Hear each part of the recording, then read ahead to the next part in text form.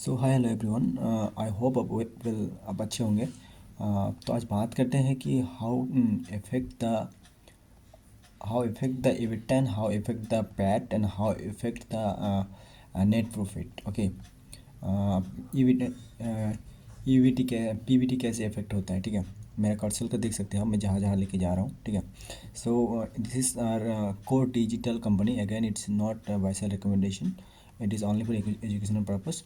सो आज देखते हैं कि किसी भी बिजनेस में कई सेक्टर किसी सेक्टर में 100 करोड़ और किसी सेक्टर में 10 करोड़, तो उसमें से सेल्स का वॉल्यूम ज़्यादा होता है, फिर भी उनका जो एबिटा घटता क्यों है, यानी एबिटा मार्जिन क्यों घटता है और पैड मार्जिन, एबिटा मार्जिन घटता है तो पैड मार्जिन डेफिनेटली घटता है। So looking this number, this is the I think most glorious example of this content. Okay, इस टॉपिक के ऊपर अच्छा एग्जाम्पल हो सकता है। तो देखिए, ये है आपका क्या बोलते हैं, कोर डिजिटल करके कंपनी है। ठीक है, टेलीकॉम इंडस्ट्री में काम करता है। इनका सेल्स देखिए, ये सेल्स रेवेन्यू क्या है, Q2 FY24 में इनका सेल 10 करोड़। ठीक है, ये यहाँ पे दिख रहा है 10 करोड़, बट यहाँ पे क्या है Q2 FY25 जो इनका नंबर है ये 41 करोड़। 10 करोड़ से लेकर 4x सेल्स आया। ठीक है, देखिए यहाँ पे अभी टोटल इनकम आया तो इनका जो क्या बोलते हैं नेट प्रॉफिट भी उतना ही आना चाहिए था, बट देखिए यहाँ पे 40 करोड़ नेट प्रॉफिट क्या है, यहाँ पे 10 करोड़ रेवेन्यू करके नेट प्रॉफिट है यहाँ पे 2 करोड़, 2.4 यानी 2.5 करोड़, और यहाँ पे 40 करोड़ करके भी 2.5 करोड़ नहीं हुआ। अब क्वेश्चन ये आ सकता है कि बीच में कैसे प्रॉफिट नहीं हुआ इतना करके। तो यहाँ पे फ़र्क कहाँ से आया है, देखिए यहाँ पे फ़र्क आया है आपका net total income 41 crore 10 crore. ठीक है, अब बीच में जो गैप है raw material cost, employ cost, others expenses and total expenditure, इसमें कई बार कंपनी को क्या होता है, रॉ मटेरियल कॉस्ट में उनका ज़्यादा महंगा रेट में ख़रीदना पड़ता है, तो वहाँ पे लेवरेज नहीं मिलता है। उसके बाद एम्प्लॉय कॉस्ट बढ़ जाता है, अदर्स एक्सपेंसेस बढ़ जाता है।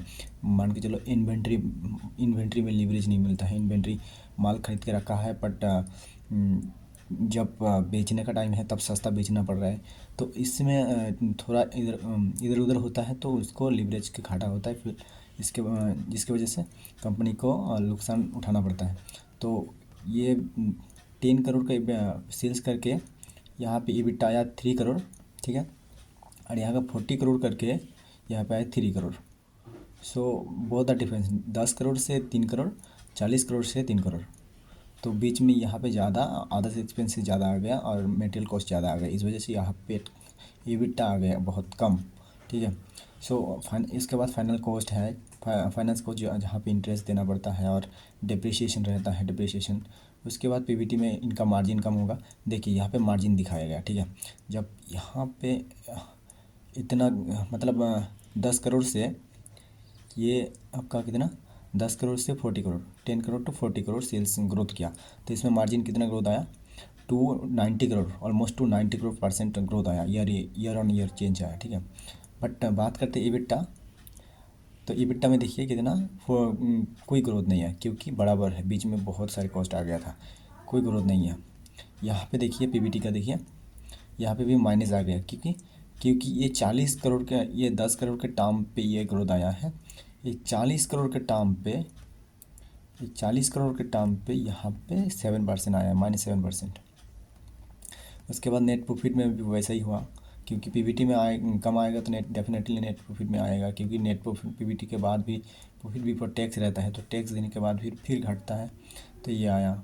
ठीक है, तो ऐसे करके डिफाइन करता है कि किसी भी कंपनी का कभी भी कॉन कॉल या पीपीटी में या फिर कोई इन्वेस्टर प्रेजेंटेशन में कोई पूछ रहा है कि आपका पैट में इतना परसेंट ग्रोथ क्यों, कम क्यों, या फिर आपका EBITDA में इतना ग्रोथ कम क्यों, ये क्वेश्चन मार्क होता है, तो कंपनी को आंसर करना पड़ता है कि ये कॉस्ट वो कॉस्ट, ये इन्वेंट्री वो इन्वेंट्री की वजह से इतना होता है। ठीक है, और ये एच ऑन का घाटा है। ठीक है, जो ग्रोथ दिखा रहा है 6 महीने के अंतर में देखें तो कंपनी ज़्यादातर 6 महीने के अंतर देखा तो प्रॉफिट में ही है। देखिए प्रॉफिट में 6 महीने का रिकवर कर लिया।